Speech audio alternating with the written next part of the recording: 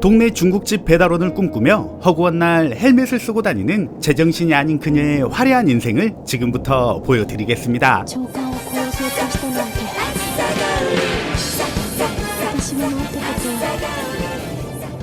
안 그래도 추접스런 강물에 무언가를 버리는 더 추접스럽게 생긴 놈들. 그런데 신기하게도 이들이 흘려버린 액체 덕분에 이 동네 강물은 무척이나 깨끗해지고 있습니다. 바로 이때 이 모습을 수자원 공사 직원이 보게 되고 이런 단순한 방법으로 물을 깨끗하게 만들면 본인의 일자리가 사라지기에 이 직원놈은 냅다 도망을 갑니다. 시제품 출시도 안 했는데 테스트하는 모습을 걸려버리자 수자원 공사 직원놈을 쫓아가는 이놈들. 그런데 そこまでよ 동네 중국집에서 배달을 하던 이상한 헬멧을 쓴 한 여자가 나타나 다짜고짜 이유도 없이 갑자기 이들을 뚝갑해 버립니다. 앞뒤 내용은 전혀 모른 채 괜시리 영웅 노릇을 한답시고 수자원공사 직원을 구해주는 그녀. 그렇게 그녀는 아무 죄 없는 착한 이들을 다 무찌르고 맙니다.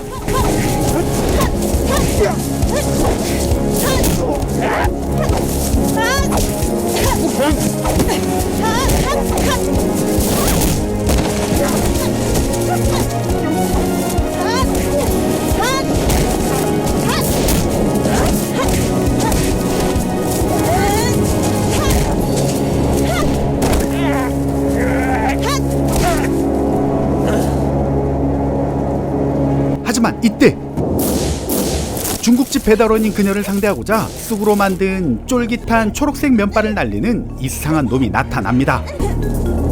아니 왜 이 영화는 제대로 된 애들이 단 한 명도 안 나오는 걸까요?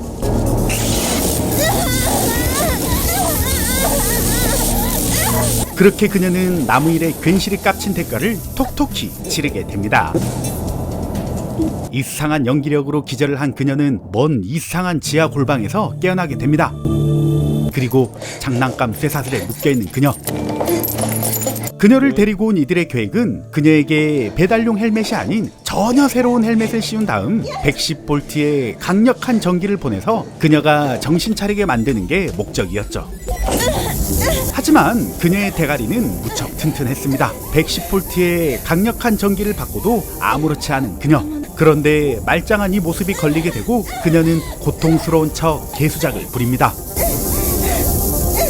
그녀의 이런 수작을 눈치챈 이들은 에랄 모르겠다 라는 느낌으로 220볼트로 전압을 올려버립니다. 이번엔 연기가 아닌 진짜로 고통스러워하는 그녀. 이들은 주인공인 그녀가 죽으면 안 되기에 부랴부랴 전원을 끄려고 하지만 때는 이미 늦었습니다. 그녀는 고통을 참지 못하고 침을 질질 흘리는 만행을 선보입니다. 마냥 더럽고 추잡스런 영화 같지만 사실 이 전기쇼는 그녀의 뇌를 조절해서 그녀를 이들의 편으로 만들려는 최첨단 기술이었죠. 괜시리 깝치다가 이들의 꼬붕이 되고만 그녀의 첫 임무는 아까 그 수자원 공사로 쳐들어가는 거였습니다. 앞서 사건 이후 이곳에는 경찰이 투입이 되지만 그녀에게 이 경찰은 하등 보잘것없는 허접 찌끄레기였죠. 하지만 사실 그녀가 더 허접했습니다.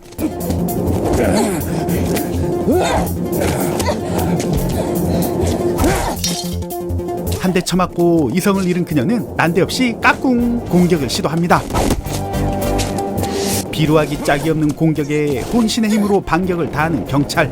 그리고 어디서 본 건 있는지 막힌 혀를 뚫어서 그녀를 다시 정상으로 만들어버리는 아주 다재다능한 이 경찰.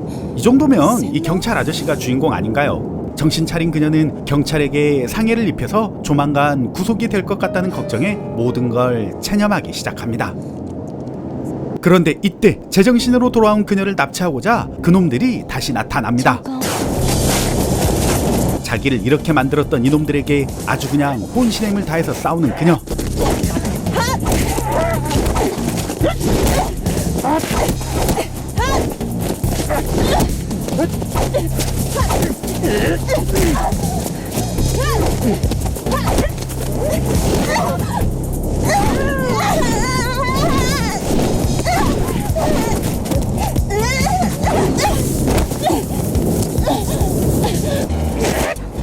이것들에게 처맞고 죽나 경찰에 끌려가서 구속이 되나 어차피 인생 다 망쳐버린 그녀는 혼자 죽을 수 없기에 목숨을 걸고 싸우게 됩니다.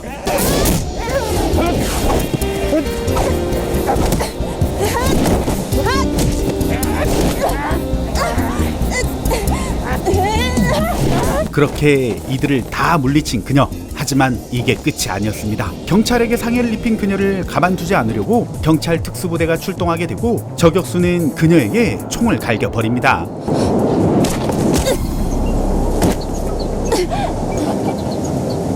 그렇게 그녀는 쓰러지며 인생을 종치고 이 영화는 끝이 납니다.